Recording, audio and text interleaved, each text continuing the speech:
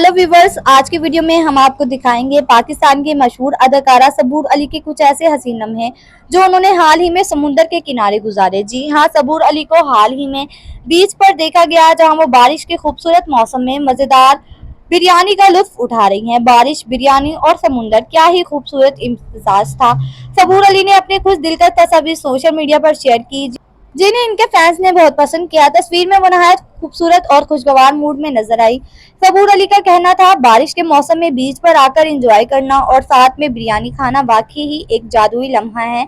इनके साथ इनके करीबी दोस्त और फैमिली मेंबर्स भी मौजूद थे। कुछ लोग तस्वीर खींच रहे थे तो कुछ समुंदर की गहराइयों में गुम थे।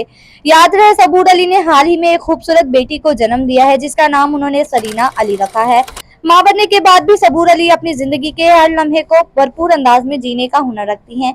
इनके फैंस इनके इस नेचर को बहुत ज्यादा पसंद कर रहे हैं। अगर आपको भी सबूर अली का ये हसीन अंदाज पसंद आया, कमेंट्स में जरूर लिखें।